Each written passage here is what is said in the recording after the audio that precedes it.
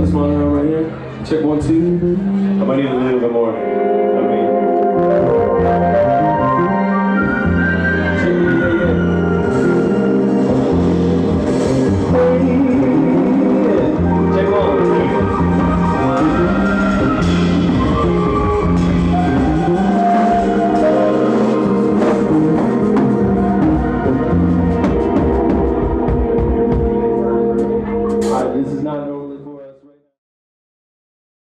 Welcome back, everybody, to another interview. Here we are with Gauchito Media for 80s Attic, and we are here with the free label. Round of applause! Vamos! So it is quite an honor for us to be here. Of course, the free label just came from a show. Where did you guys just play, guys? Okeechobee. We just played yesterday. 8-hour drive all the way here. Ready to cook up some beats tonight. It's gonna be crazy. We're gonna have some fun. It's gonna be nice. It's gonna be really nice. Now, I have to say, the vibes. First of all, I mean, can we get a shot of the outfits and everything? The pants. Look at this. Oh yeah. The boots, pants. Here we go. This is very interesting. Can we get an introduction plus the pants? So I want you guys to say name, instrument, pants. My name's Jacob. I play the guitar, and these are my pants. Man, yo. My name's Matthew. I play bass.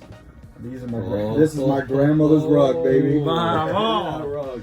What's up? My name's Cole. I play keyboards, and this is some Tiger King ass touch shit. What's up? My name's Jason. I play drums, and yeah, we got some little bit of Joe Exotic back here, you know. Oh, my name's Malik. I play guitar, and I got some earth tone pants right here. Oh yeah. My name is Josh. I'm the singer and saxophone player, and yeah, these are. We actually all got these custom made by our homie out in Aurelia, who makes these amazing bell bottoms. Her name is Beth. And yeah, it's called Hip Chick Design, and we thank her for these beautiful pants. Fantastic. Hip Chick Design, everybody. Please check them out. I think I'm going to get a few of these after the show, maybe, you know? From what I was listening to the music, that's going to be fantastic. Yeah. One question that for me came very interesting. I mean, one looks at the band, and I think that the first thing that stands out is the name as well. Apart from the vibe, we can talk about the aesthetics, but the name, the free label, what does the free label mean? And the free label was always something that, like, it means we had no label. We wanted to be free from any type of label. We wanted to play all kinds of music. And we never felt like we needed to kind of pick a specific genre or specific thing. And we've always wanted to just feel the music and play the music. And, you know, so we kind of landed on the name The Free Label. And yeah, and now we eventually landed on some kind of genre, you know, but it's like disco, funk, soul, but it's all that blended. It's a lot of disco and then a lot of R&B kind of feeling meshed all together. And we landed on the free label. That's fantastic. I think that's such an interesting way to put the sound together. But if I had to ask the rest of the band, how would you describe the sound? I love the combination of disco and R&B specifically because it's got the energy and the intensity of disco and the catchiness of disco with some more kind of thought-provoking themes of R&B, more complex harmonies, kind of dull, darker and more sultry tones. So kind of blending those two, and I don't think there's a lot of bands that are trying to synthesize both of those in the way that we are. That's very interesting. Yeah. If the idea of sex could have a sound, that's what we do, baby. A big part of the sound for me is that we're all kind of jazz heads at heart too. A lot of what we do is improvised. Like we have our songs and we play them down, but there's always something new. Like everybody's always, Matt's playing the bass line a little bit different. I might do a different chord voicing. So the live thing, the improv thing is a big part of what makes our sound for me. I don't know, they said it all, man. What else is left to say after that? See how we keep it sexy and keep it real, man. You know? Headline: the free label keeps it sexy and keeps it real. Fantastic. Don't bring your ladies to the show. The pants are going to fly. Oh, okay. There you go. Bring the ladies to the show, okay? We spoke about, I want to kind of talk about the jazz roots because I know that you guys all, well, at least I know that the band was originally formed in a, you know, studying in between jazz students, no? Yeah. Perhaps. Now, who were the original formations of the band? You guys? We kind of all fell together in this crazy way, but me and Matt met first, and then everybody kind of, yeah, we all just kind of trickled in. It's been finding different members and playing around until we really stuck, and this is the final group here. Yeah, but it was all stemmed from jazz school. Yeah, some of us went to U of T, some of us went to York University. Yeah, and then I think we had other members, but I don't think the free label was truly formed until we got Jason and Jacob. I think the guitar was important. Yeah, the guitar, and I wasn't fully complete until I joined this. Yeah, there you go. Romantic.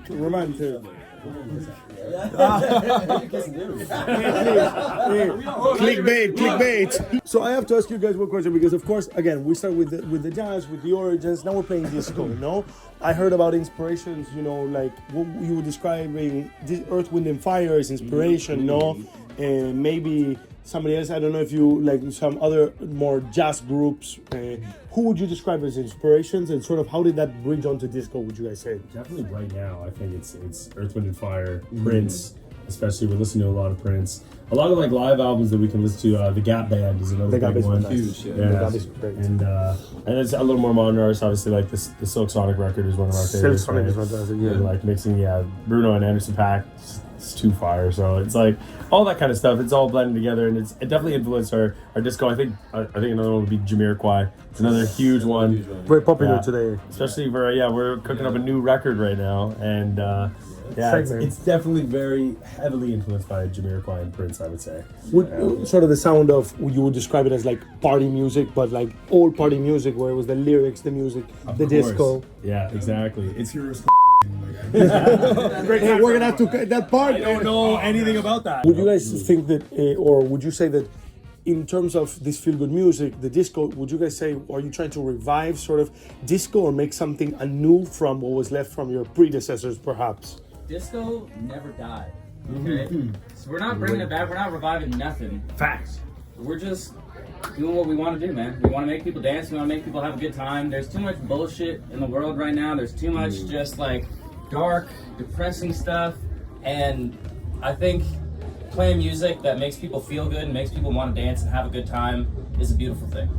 It's beautiful. Disco is the source and the light that travels through us and through our instruments and out on stage. Oh yeah. And we make people feel good. It shines up into the world. Shine a light on mine. Shine a light on mine. I'm gonna let it shine. Hell yeah. How do you, I see a lot of personality in this group, We're talking about different sort of ideas philosophically and emotionally, spiritually about the music. He's definitely the philosophical. I like that you pointed at him. Really? No, yeah, I can say, the Freudian look, I'm not going to ask you about your relationship with your mother. No. But in this sense, I want to know how 6 members, 6 personalities, so big, kind of relate or collaborate rather creatively, because I think that is definitely a big matter for every group. Every group supposedly has their George, their Ringo, their Paul, and their John. But you're all 4.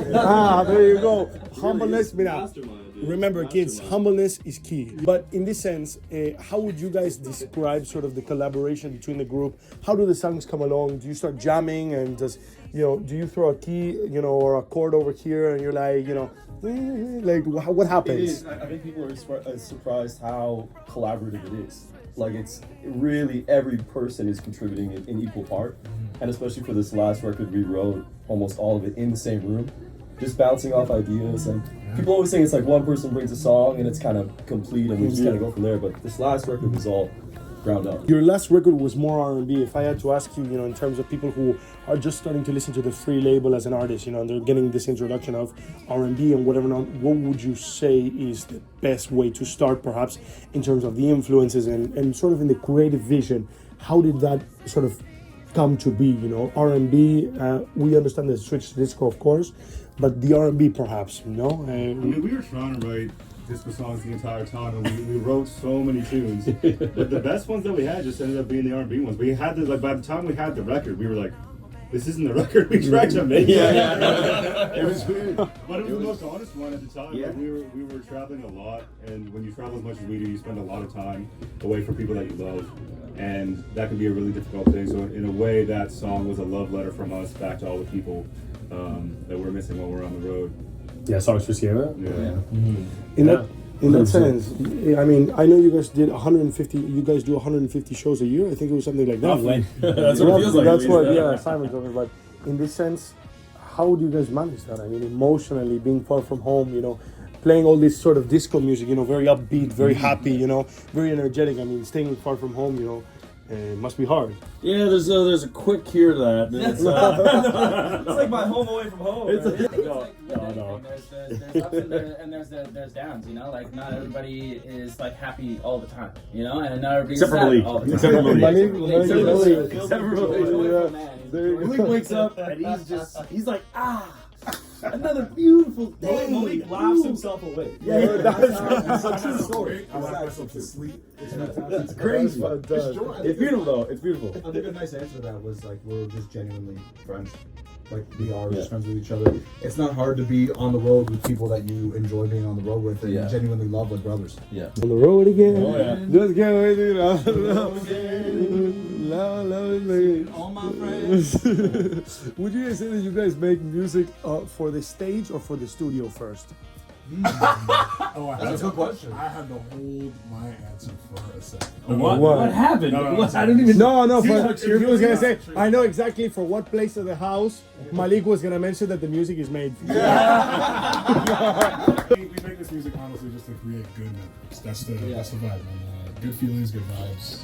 Yeah, and I think a lot of times that the best part about coming to a show, especially, is like we always play with the melodies and stuff. Even like live is always a little bit different than the record, just to make it a little more interesting. I mean, I'm sure you've seen in lots of different concerts, like the artist kind of changes it up, and it's like a new thing. It's you're like shocking. You're waiting for the song, but if it's a little bit different, you're like, oh, this is cool. This is a little different than what I've been listening to every day, getting pumped up for it.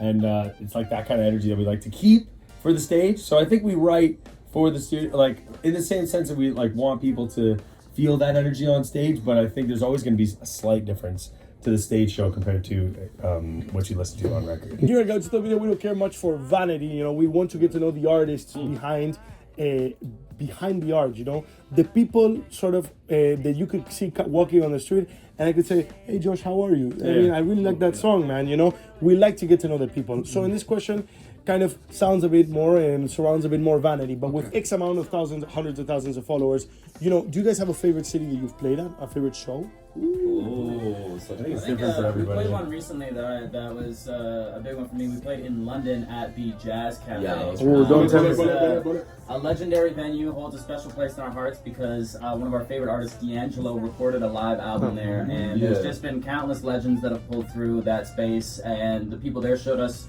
so much love. And it was fun, man. It was a good time. Yeah. Man, sugar, baby. I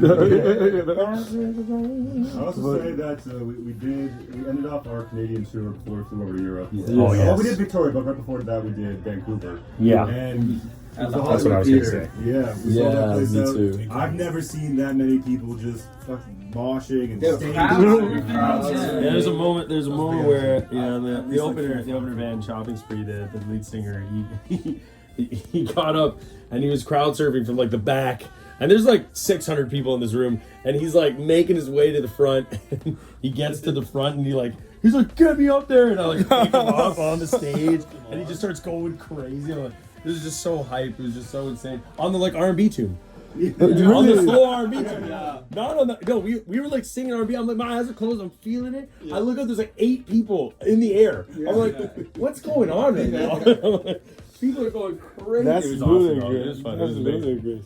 good. One of the first really like am I really here moments was we got to play in Luxembourg for the jazz rally. No, We yeah. got invited there. That was our first time in Europe, and we opened up for Mono Neon and Incognito. Yeah. But just the amount of people that were in like this basically like this castle square was like blew my mind.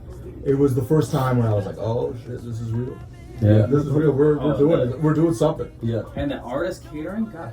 Oh, Yeah. yeah. It was good, good food? And like beautiful, Oh, like, you know I love good like food. high-end red wines and shit. I was like, yeah, they're treating us nice out here, you know? Like, It's cool, man. This last Europe tour, honestly, all the shows were amazing. Everyone was singing the songs, everyone was having a good time, and that's all we really want, right?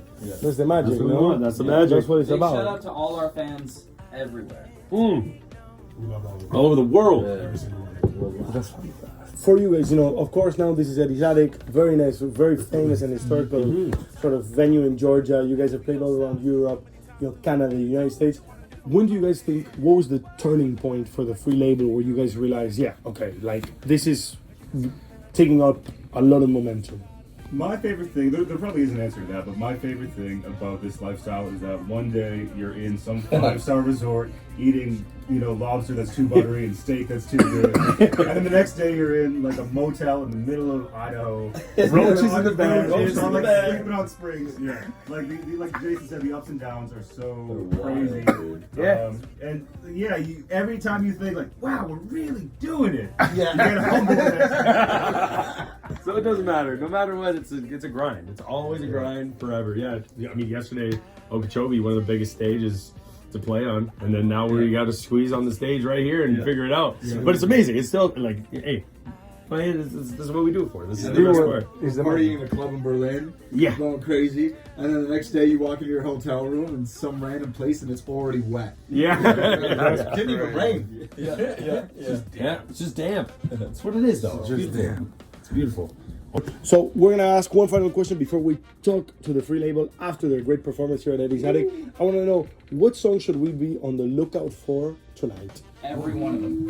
Literally every single one. Yeah. Every single one. The whole set's a banger. Oh, sorry. You're good. We got 3 unreleased tracks. In this, You gotta figure out which ones they are. For the super fans. For the true fans. For the true fans. 3 unreleased tracks from our upcoming album. We don't know exactly when it's coming out, but it's called Sex, Drugs, and Disco, baby. Really? Yeah. Sex, drugs, and disco. That's fantastic. Bueno, a big thank you to this first part of the interview, to the free label. Fantastic, guys. It was so nice to get to know you a little better. And hopefully we now get to see you, record you, have a great time. I know we will. And then maybe later, party. Fantastic. Thank you. Thank you, guys.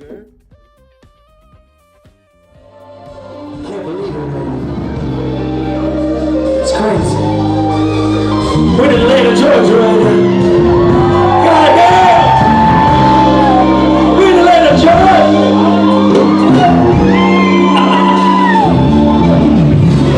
Give me a record on keys over there. I wanna hear you talk to me, baby. Hey, hold them down.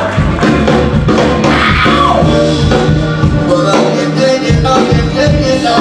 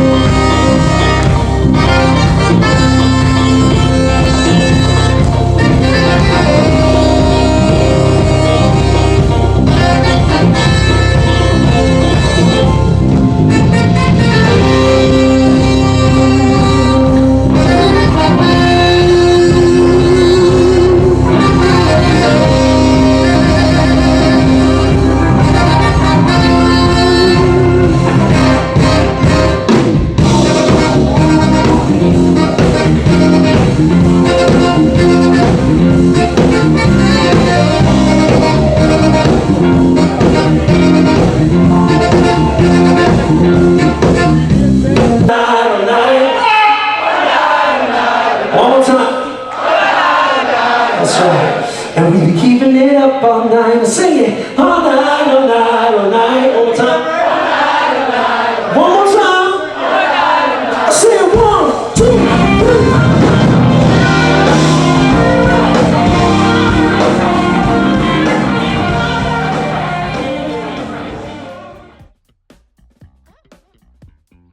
We're here with the free label at O'Sullivan's here. After the show. After the show, we're having a great time, enjoying the post post-drink, post-relax. Life is about relaxing, people. And here at Gauchito Media, that's what we do. Exotic represented right around the corner. Here we are, fantastic. How else can we do it? That was a fantastic set, I have to say.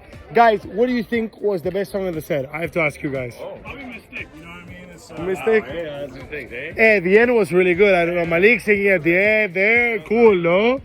Very, very cool. Well, guys, what's next for the band? Where do you guys see yourself in 2-3 years? Where does the band see itself? All over the world, baby. Everywhere. Coachella, I'd love to play Coachella. Coachella, there you go, Coachella. MSG. I want to tour Asia. Asia, over here? Yeah, Madison Square Garden. Madison Square Garden. Over here, where do you see the band in 2-3 years? Everywhere, man. Same thing, just bigger and better. Bigger and better, because in America, size matters. Also, we really want to go to Brazil and South America and Argentina. Ah, good, I was what I said. Hey, Brazil, but no, Argentina. Gauchito Media was gonna have a problem, eh? Gauchito, you know. Over here, where do we want to play? Where do I want to play? Yeah. Oh, Rio, baby. Come on. Rio de Janeiro, a beautiful ladies in Brazil, eh? I have to say. And over here, Buenos Aires. Buenos Aires. Yeah. See, I think that this is a little biased already, guys. Niceto. Niceto. Yeah. Hey, Niceto, what? Niceto. And here we are. Goodbye to, thank you, America. Thank you, the free label. And we say goodbye. Good night, America. Bravo.